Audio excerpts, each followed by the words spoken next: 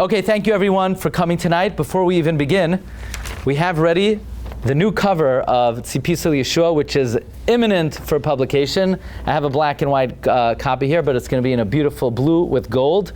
And it's nearly up to publication. If anybody still would like to participate in its publication, you could still join us. And there's even one big dedication full page available in the front of the Sefer that is available. If anybody would like to be Mishtatef, this is last call. And Be'ez Hashem, we should be Zoichet to the Gula Shlema B'Karayv. Okay. Recording in progress. Welcome everyone. Shalom Aleichem, Bruchim Haba. We're continuing our Shiurim on Sefer Bamidbar. Shiurim on Sefer Bamidbar are again generously sponsored by Dr. Zakim Mishpachta, Leiloi Nishnas Hashem Eliezer ben Rabbi Yaakov Zakheim, Rivka Bas Tuvi Halevi, Reb David ben Rabbi Yaakov Tzvi HaKohen. Sefer Bamidbar is also sponsored by my dear friend Rabbi Isaac Yasulovsky, Leiloi Nishmas, his father Shapsi ben Rabbi Yitzchak Isaac, and Refuah Shlema to Yafa Malka Esther Bas Leah. Tonight's shir is sponsored by Rabbi Yaakov Mizrahi in honor of the Bas Mitzvah of his daughter Devorah Bas Eliana Tizku Legadla L'Torah L'Chubal Masan Tovim. Tonight's shir is dedicated by Mrs. Brenda Strasfeld in memory of her husband Avraham Baruch ben Yaakov Yehoshua on his first yard site. Tonight, the 23rd of Sivan, which is a very special day in the calendar, which is the day that Hashem brought the Yeshua of Purim. So on this occasion, we wish that her husband Shama have an aliyah, B'Yom Me'os Yosher for the whole family, Ad Bias Gal Tzedek. Tonight's shir is also dedicated by Tony Tishiyuba, Refuah Shlema for Avram Yeshua ben Sarah Imenu, Aishav Refuah Shlema B'Karayv Mamish. Okay, we're going to discuss a question that has been plaguing me for many, many years. And I don't know, I had a kernel of an idea many years ago. Maybe I didn't have the courage to say it, or maybe it just wasn't developed enough. But here we go. The parsha begins with the episode of the Meraglim. Rashi immediately is bothered. What is the reason for the juxtaposition of the parsha of the Meraglim to the Lashon hara of Miriam? The end of Behaloischa, Miriam speaks Lashon hara about Moshe Rabbeinu. Parsha Shelach begins with the episode of the Meraglim. Says Rashi, Lama nismacha parshas Meraglim leparshas Miriam. Why does the Torah juxtapose the parsha of the Meraglim to Miriam? Why? Lefi shalaksa aliskei diba, because Miriam was strucken for her slandering her brother, Shadibra B'Achia. She criticized Moshe Rabbeinu, even though it wasn't really severe criticism. She just equated him to the other Nevi'im, but still she undermined Moshe Rabbeinu, and she was stricken. So therefore, Klal Yisrael should have learned a lesson from Miriam about the severity of Lashon hara. Uresham halalu, and these wicked people, Ra'u, they saw what happens to someone who speaks Lashon hara, v'loy lakchu musar, and they did not take rebuke. So this is a question I've had for many, many years. What exactly was the rebuke they should have learned from Miriam? Miriam spoke Lashon about Moshe Rabbeinu. There's a law in the Torah, lo yiselech rachel ba'amecha. You're not allowed to speak Lashon hara about another person, about another Jew.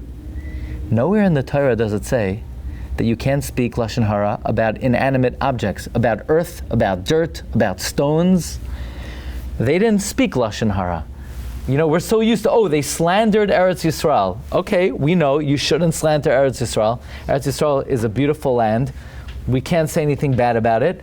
But is that Lashon hara? I thought Lashon hara is bein Adam l'chaverai. If Lashon hara is bein Adam l'chaverai, how do you learn out, you can't speak Lashon hara about a person? Let's learn out you can't speak Lashon hara about Eretz Yisrael. So now what? So does that mean you can't speak Lashon hara about a lulav?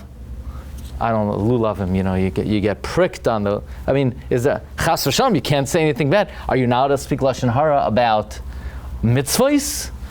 And could you extrapolate based on the fact that they spoke about a person who is human, who has feelings, that you can't speak about an inanimate object?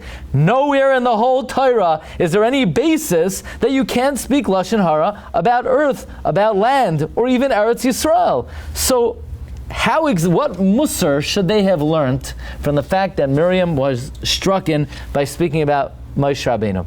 This is a question that I've been thinking about for a very long time. What exactly is the lesson they should have learned from the Lashon hara that Miriam spoke? And the Sefer Cheshev HaEphod asks this question. And he says, well, maybe the problem with what they said was not that they spoke bad about Eretz Yisrael, but they spoke bad about Hashem. Because if it's not a good land, then what? Hashem took us out of Mitzrayim to bring us to a land that consumes its inhabitants. And if you can't speak Lashon Hara about man, certainly you can't speak Lashon Hara about HaKadosh Baruch Hu. Is that true? Is that a Kal V'chomer? Could you really make that Kal V'chomer? Can you say if you can't speak Lashon Hara about man, you can't speak Lashon Hara about HaKadosh Baruch Hu? Maybe a human being has feelings, so maybe it doesn't apply to Hashem. Or even if it does apply to Hashem, there are many times throughout the 40 years in the desert, Klal Yisrael said, Ribbanu Shalom, Moshe, what are you doing? You're bringing us to the Midbar to kill us? We should have died in Mitzrayim.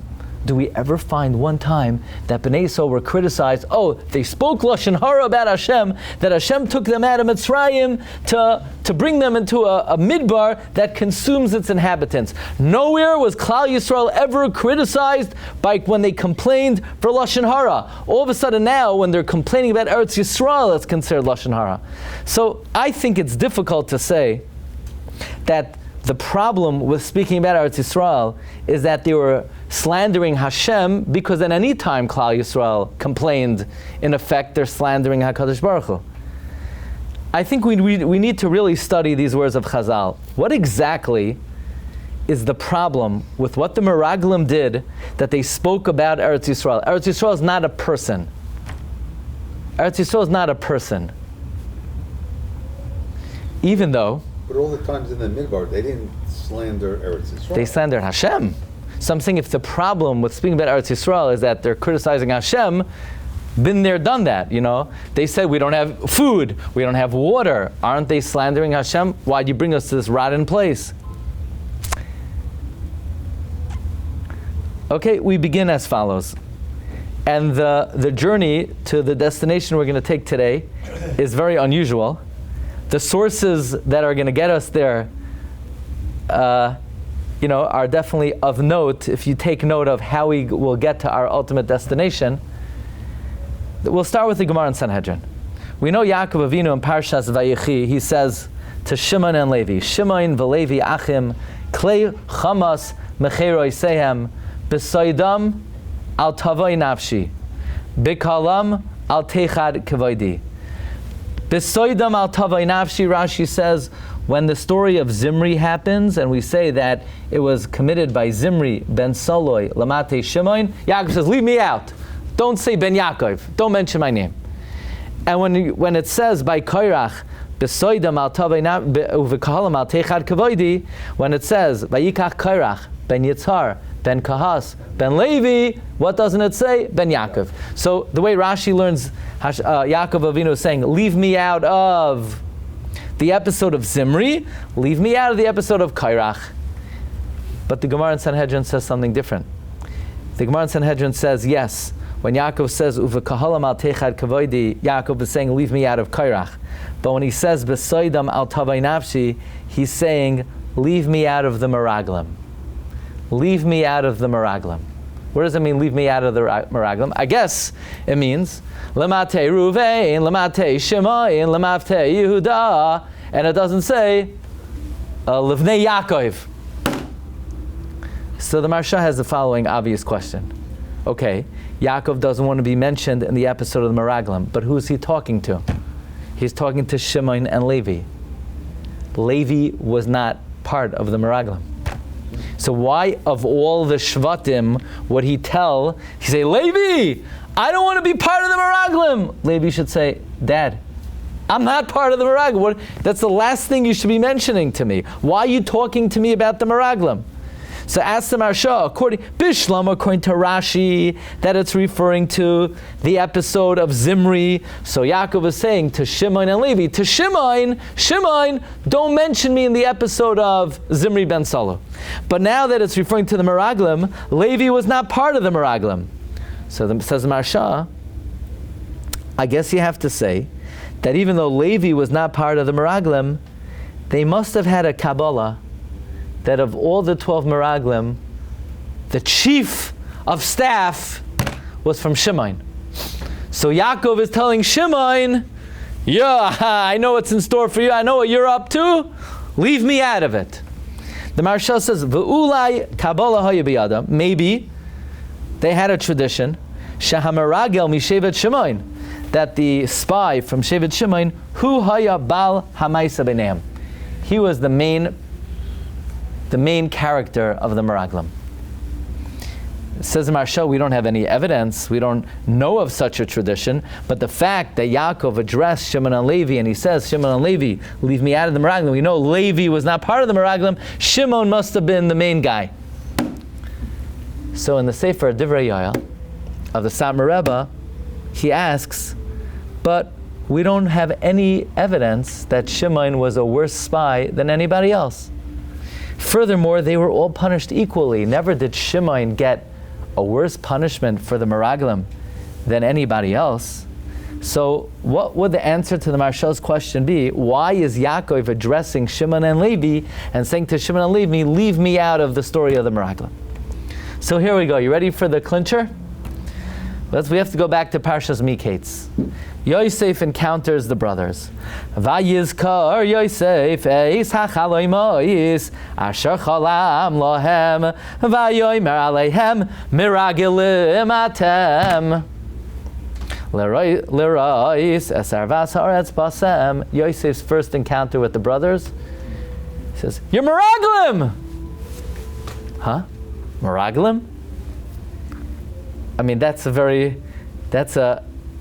word is that's a triggering word. Meraglim atem. I mean, we don't really have that word too often. We have it twice, actually. We have it in this week's parsha, and we have it in Miketz. And the brothers say, no. Vayomru elav lo yadoini v'avadecha bo lishbarochel. Kulanu b'nei yish echad nachnu. Lo hayu avadecha meraglim. We're not meraglim. So what is this? Why are they being accused of being meraglim? And why are they denying it? So, just based on these two questions and other questions, the Satmar Rebbe develops the following approach to understanding the parsha. And we're going to see, it sounds so novel, I think there has to be basis for it. We're going to see if we could find earlier source. And I think it's going to bring us to a very interesting idea. Yosef tells the brothers, you're meraglim. Whenever you see a sin, even much later on, there's always a source. There's always a root of the sin. So if the Jewish people sinned by slandering the land of Israel, there must be a source, a shoresh of that sin. Do you know what the shoresh of the sin of the meraglim was? The shoresh of the sin of the meraglim must have been mechiras Yosef. The sale of Yosef somehow is the source of the sin of the meraglim, which is very interesting. So Yosef tells the brothers, hey brothers, you may not realize this. You may think all you did is you sold me down to Egypt. You think it's a small thing. Yeah, we got into a little fight. You sold me down to Egypt. I want you to know, meraglim atem! You think it's small. What this will lead to was the spies slandering the land of Israel and the ultimate exile of the Jewish people. Don't think you're going to get away with, for a small act that you think that I wanted to be the king, so you had hard feelings, so you sold me down to Mitzrayim. You need to know that this little incipient root, this will ultimately flourish into a terrible sin. Meraglim atem. And the Satmar Rebbe brings many proofs that Chazal always look to trace the origins of an Avera back to many generations before. Therefore, Yosef HaTzadik tells the brothers, you, my dear brothers, through your selling me, have caused the act of the meraglim. Now, how? It seems like Mechiras Yosef is the cause of everything. Mechiras Yosef caused the sin of the spies? So I think he says an idea that because of Mechiras Yosef, it downgraded the level of Klal Yisrael to the point where they never recovered from it. So even when they spent 410 years in Mitzrayim, or 210 years in Mitzrayim, and then 40 years in the Midbar, and then 440 years before the first Beis HaMikdash was built, and 410 years during the first Beis HaMikdash, by the way, the Baal HaTurim says something incredible. The Baal HaTurim says, Avram Avinu was born in the year 1948. The Torah was given 500 years later in the year 2448. Chi Basam, Hashem's love for us. 40 years in the Midbar.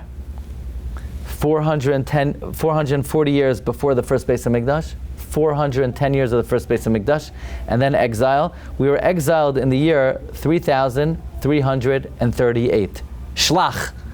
That's the remes. Shelach. Because of Shelach, because of the Meraglim, we were exiled in the year Shelach. 3,000, Shelach, 338. That's the Baal HaTurim. So the Samar Rebbe says that it must be Yosef is telling the brothers, you don't realize this. And when he said these words to them, they didn't even understand what he meant when he said, you are Meraglim, that you're the cause of the sin of the Meraglim. But Yosef understood that somehow the root of the sin of the Meraglim could be traced back to the dramatic decline that was brought to the family of Avraham, Yitzchak, and Yaakov because they sold Yosef. It ultimately led to the sin of the Meraglim. What does that got to do with Lashon hara on Eretz Yisrael?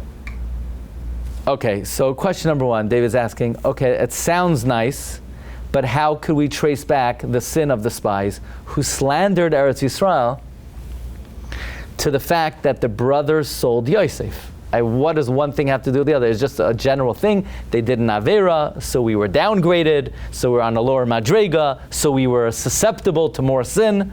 It sounds very vague, it sounds very general. That's one question. Now, says the Samar Rebbe, this would answer the Marshal's question. Why? Because we asked, why is Yaakov Avinu telling Levi, who is not part of slandering Eretz Yisrael, he was not one of the Meraglim. Levi did not send a spy. Why is Yaakov telling the one guy who didn't send a spy, hey, I don't understand. Yaakov says, I don't want to be part of your sin. Don't mention me in the Cheda Meraglim. Levi say, I'm not part of the Meraglim. The answer is, yeah, he was part of the Meraglim. He was one of the main causes of the Meraglim. Why? Because since Shimon and Levi sold Yosef, they were the ones who caused the Meraglim. So Yaakov knows, Levi's going to say, no, I didn't send one of the Meraglim. Okay, Yaakov says, I know you didn't send it, but you caused that Klal Yisrael would send it. Okay? So, again, but how exactly do we trace back the sin of the Cheda Meraglim to Mechiras Yosef? What does one thing have to do with another? And it would make me feel more comfortable, say it nicely, it would make me feel more comfortable if there was an earlier source for this monumental idea that the sin of the Cheda Meraglim is rooted in Mechiras Yosef. Like what evidence is there? Just the words Meraglim atem, is that enough of a proof? For great people, yes, it's enough proof. But for little people like me, we need to be able to give more of a basis, more of a support to this idea that the sin of the Cheda Meraglim is rooted in the sin of Mechiras Yosef. Again, yes, the words Meraglim atem seem to indicate there's some connection. The fact, as the Marsha asks, why is Yaakov telling Levi, I don't want to be part of the Meraglim, indicates that even though Levi wasn't part of the Meraglim, he somehow caused the sin of the Meraglim. So Baruch Hashem, I found in the Chida, in the Rosh David, the Chida writes that in his delightful explanation of the psukim in Parshas Miketz, he wants to explain the psukim in Miketz, what Yosef tells the brothers, Meraglim atem. Now, a couple years ago, who remembers? Do you remember, even though that there's an opinion of the Yushalmi that there were 24 spies? Do you remember that shir? That there weren't 12 spies, there were 24 spies. We gave a shir, 24 spies. Do you remember this? Sound vaguely familiar? You got to listen to it. Because we learn out minyan from the Meraglim. So according to that, the minyan would have to be very large. You wouldn't need a center, you would need a 20th, or a 24th.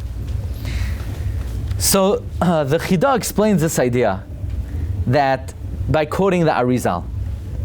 The Arizal says that because of the sin of Mechiras Yosef, Klal Yisrael ultimately were never worthy to stay in Eretz Yisrael. So again, that itself, to me, is an early support for the idea of the Satmar Rebbe that the sin of Mechiras Yosef caused the Avera of the Meraglim.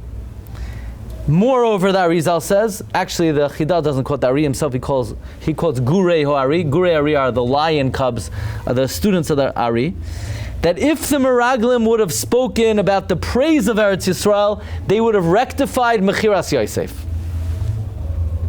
Why? If they would have said, yeah, the grapes there, they're so juicy, they're so delicious, they're so tasty. Oh, then they're allowed to, that's their correction for selling the brother. Like, what does one thing have to do with the other? How is that a tikkun for Mechiras Yosef? But that's what the Gurei Ho'ari teach. Says the Chida, now we understand the teaching of the Arizal, that why does it have to say, Lemate Ruvain, Lemate Shemain? Who cares what mata they come from? The Ari teaches that the neshamos of the Shvatim accompanied the Meraglim to try to steer them right, because they knew that because of the sin of Mechiras Yosef, it caused the Ched HaMeraglim, so they were trying to, so to speak, to limit the damage. They were trying to, to minimize the damage that they caused. They didn't want their sin, so they accompanied the Meraglim to try to inspire them to speak well about Eretz Yisrael. However, now we understand, Yosef tells his brothers, "Yo, brothers, do you understand? By you selling me here, you know what's going to happen? Meraglim atem. You're going to actually be accompanying the Meraglim when they go down to Eretz Yisrael. Because you sold me, so the Jews are going to sin with the Meraglim, and you are Meraglim because you're going to go with them." Now, the thing is, that Arizal says that even though the brothers accompanied the Meraglim to try to prevent them from speaking bad about Eretz Yisrael, the brothers said, wait a second, but Yosef, you're going to come with us. Look in the words that the brothers say to him, Kulanu b'nei ish echad nachnu. We're all the sons of one guy. You, Yosef, are going to come with us because the pasuk says, Lamate Yosef, Lamate Menashe, right? So Yosef also is going to come. Actually, the way the Chida explains it is that because Yosef accompanied Menashe, so we're all part of this. Furthermore, the brothers say we're not Meraglim. Why? Because even though we're going to go with them, but as soon as we realize that they're going to speak bad about Eretz Yisrael, we come back. That's, the Arizal says what it means. Vayelchu. Vayelchu means they left. Who left? Right? You remember the pasuk, Vayelchu? They went. Vayavoyu, when they came. The Ari says, Vayelchu, they went. The brothers who were accompanying the Meraglim went back to Moshe Rabbeinu. They left. They said, no. These guys are hopeless. We are not taking part in this. So they left. And Vayavoyu, the Meraglim came back. So Vayelchu is going on the souls of the Shvatim, and Vayavoyu is going on the Meraglim themselves.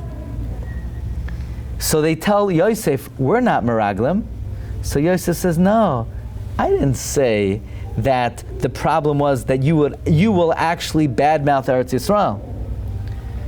I didn't mean you're going to be Moitzi Shemer on Eretz Yisrael like the Meraglim. What I meant was, you're going to walk with them, so at least you're going to start them off on their sin. And then they responded, wait a second, we're 12 brothers, one of us is missing. So Yosef says, exactly! So because of that guy who's missing, meaning me, that's why I'm accusing you of being Meraglim, because ultimately you're going to accompany the Meraglim down to Mitzrayim. So I think this is a very strong basis to the idea that the sin of the Meraglim is rooted in Mechiras Yosef. We still don't know how exactly. We still don't know how selling Yosef down to Egypt has anything to do with bad-mouthing Eretz Yisrael, right?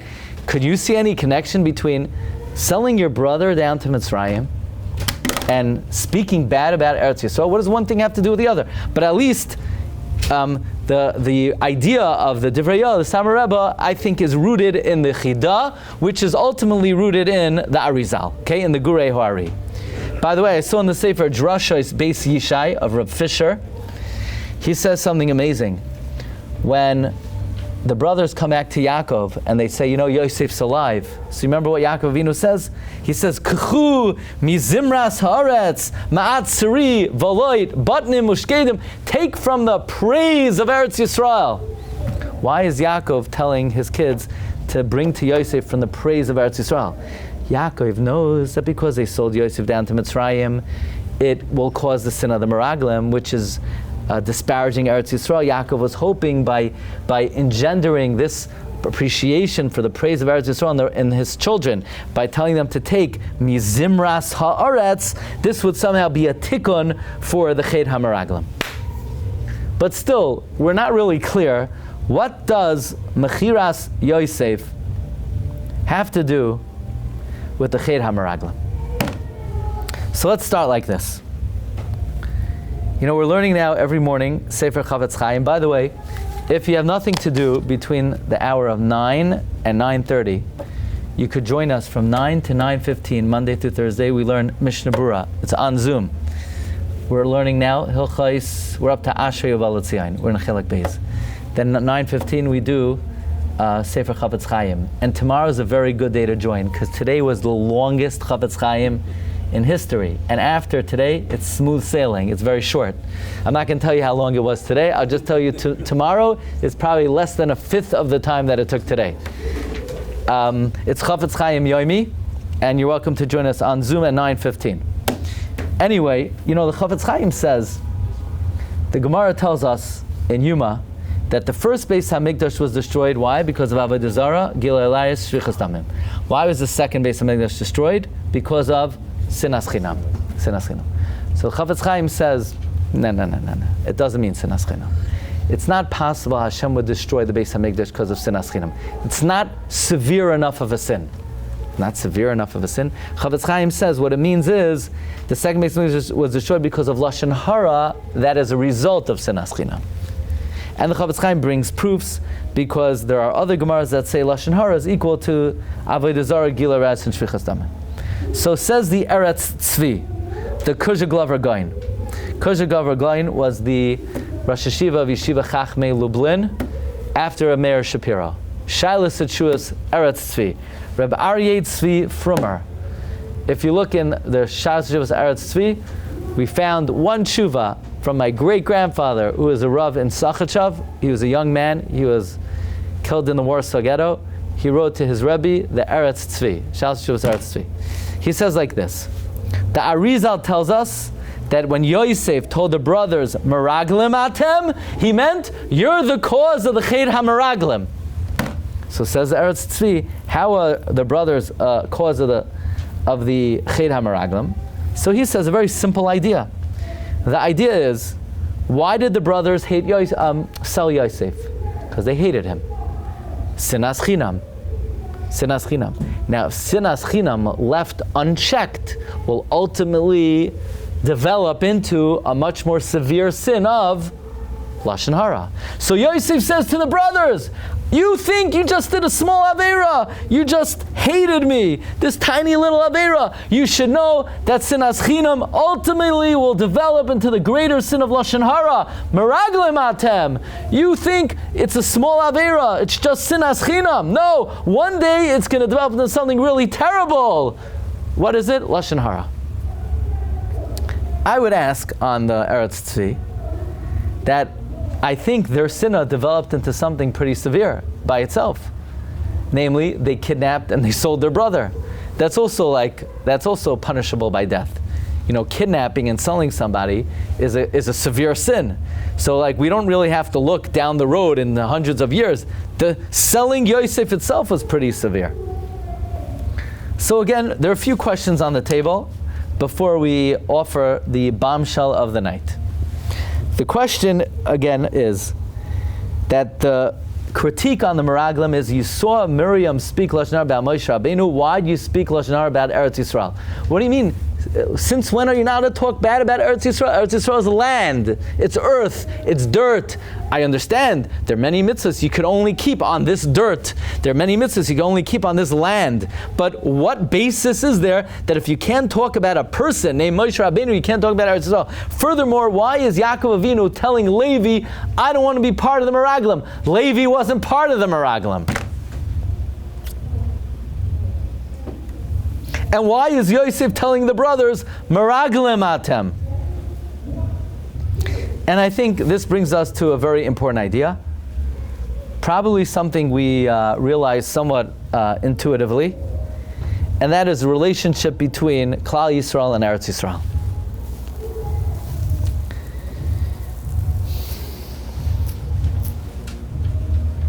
If somebody would come to you and say something bad about your mother, would you take it personally? Of course, you better take it personally. Somebody came and spoke bad about your spouse, would you take it personally? It's your job to take it personally. It's you. So, what is the relationship between Eretz Yisrael and the Jewish people? There's a very interesting pasuk in Sefer Shmuel. Sefer Shmuel is talking about a certain war, and it says in Shmuel Aleph, Parak Yadaled, pasuk Chafei, V'chol ha'aretz ba'u vayar. The whole land came to the forest. Vahi devash al pnei asada. Vayavoy ha'am el hayar. And the people came to the forest. What does it mean the whole land came to the forest? The land got up and walked to the forest? So the Targum says, V'chol am ha'aretz. It means the people. But it doesn't say the people. It says the land. So it's pointed out over here that clearly it's alluding to the idea that the land is the people. You know, people have a connection to where they live. You know, let's say you grew up in Brooklyn. I grew up in Brooklyn. Brooklyn is so beautiful. It's a beautiful place. It's charming. It's beautiful gardens, and the air is clear and crisp. You know, it's just a wonderful place to grow up, because I grew up there. There's no more beautiful place in the world. But still, even though a person has an affinity to where they live, where you live is still just a place where you happen to reside.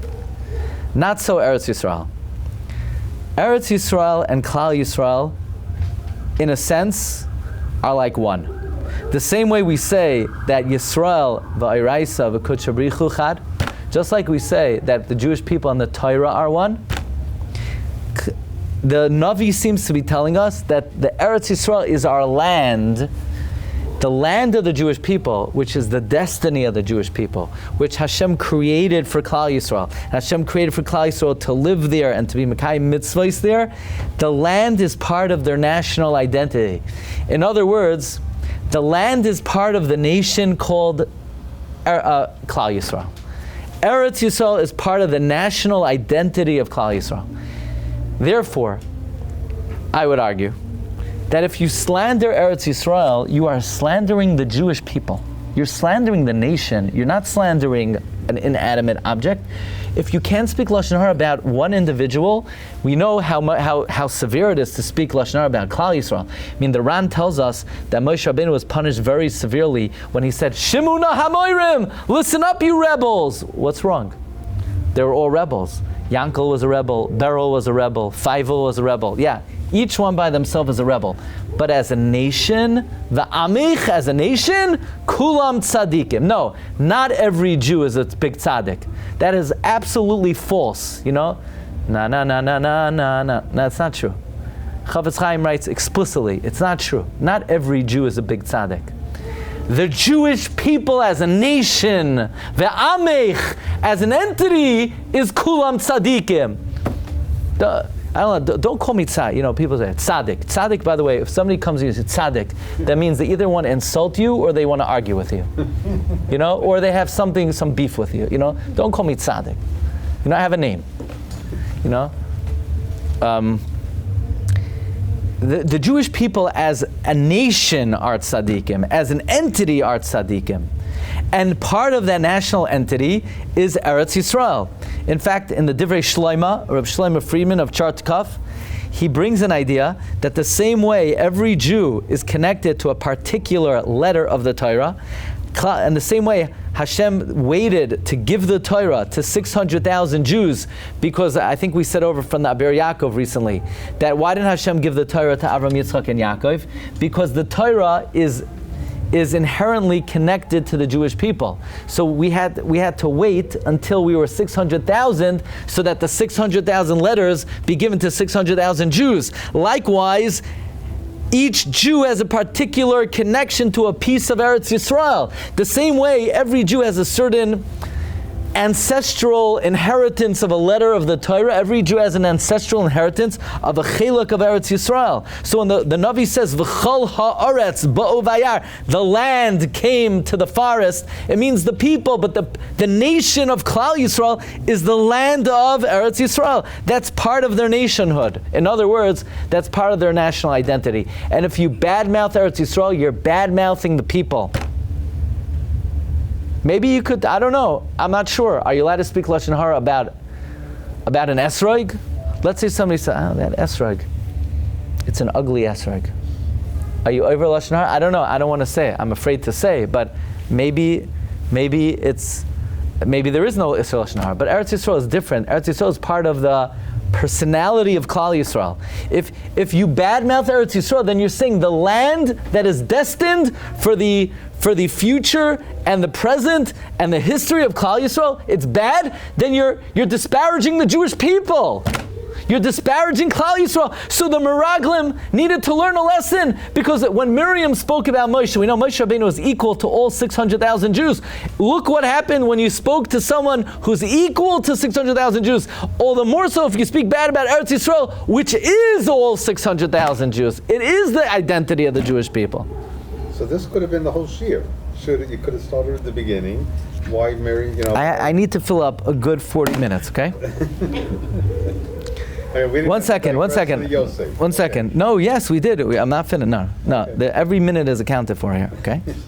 By the way, in the Sefer Bechar Shar, or Baruch Shar, he brings openly an idea. He says clearly that Ki Yisrael Shayachim L'Eretz Yisrael, V'Eretz Yisrael V'Yisrael Chadhu. Also, if you look at number 15, he also brings this idea that just like Yisrael v'Oraisa Chad, Yisrael v'Eretz Yisrael are also Chad. And just like Mi Ka'amcha Yisrael Goy Echad Ba'aretz, so the Eretz that's Nasan Livnei Adam, in other words, by disparaging Eretz Yisrael, you're literally disparaging the identity of Klal Yisrael. So there's an inyan of Lashon Hara about Eretz Yisrael. Eretz Yisrael is part of the national makeup of Klal Yisrael. In other words, Eretz Yisrael is not like an external thing. Oh, it's a place that if you happen to be standing there, there's a din that you're chayiv in this mitzvah. It's not like just like a halacha, an outside halacha. If I stand here, I could do the mitzvah. If I don't stand there, I can't do the mitzvah. No, it's part of the essence of the Jewish people. And if you badmouth it, if you disparage it, you're badmouthing the Jewish people. You ready? Okay, now we're going to just tweak it a little bit. So that means the Jewish people, their national identity is the Klal Yisrael and the land that Hashem gave them. And each Shevet has their predestined land and their predestined share. What would be if I took a Shevet and I say, okay, it's very nice you're living here in Eretz Yisrael. I am now removing you and I'm sending you down through our dear friends Yishmael to the land of Egypt. What would you say the effects of that on the nationhood of the Jewish people and their relationship with Eretz Yisrael? What would you say that the effects of that are? If let's say we took one of the 12 Shvatim and we uprooted him and we say, okay, give us your coat, we're throwing you in the pit, we're going to tie you up, we're going to remove you from the land. We're going to remove you from the land. me and the land, that's my identity, that's our nationhood. 12 Shvatim in the land of Eretz Yisrael. No, not you. We're cutting you off. We're saying that the land doesn't need you. We're separating you from Eretz Yisrael. So is there any, so to speak, more disastrous indictment against sort of a piece of Eretz Yisrael by saying, we don't need this. We don't need this. We could take the people who are fundamentally intertwined in the land and remove them. So what are we saying about Klal Yisrael and Eretz Yisrael? If you remove a brother who's living with his father in Eretz Yisrael, and we send him packing through the Yishmaelim to the land of Egypt, to Ervas Haaretz, what are we saying about Eretz Yisrael? You know what we're saying? Yosef says, I have choice words for you. Meraglim atem. What you're doing, what you did to me, by separating me from the land and the rest of the Jewish people, cutting me off, you're saying that Klal Yisrael and Eretz Yisrael are not destined for each other. You're saying to an entire Shevet, look, Yosef was a Shevet. You're saying the Shevet, no, this Shevet's destiny does not need the land of Israel. It could do fine and well living in Ervas Haaretz. Yeah, Ervas Haaretz is good for you, Yosef. In other words, the 11 Shvatim said, for you, Yosef, you could live in the most degenerate society. You could thrive. You'll thrive as a Jew. You'll have yeshivas there in Ervas Haaretz. You'll have koilelim. You'll have Jewish institutions in Mitzrayim, because, Jews could thrive anywhere. You don't need to be in Eretz Yisrael. Jews and Israel could be separated. That's what the brothers said to Yosef. Yosef said, I want to tell you something. What you did to me, Meraglim atem.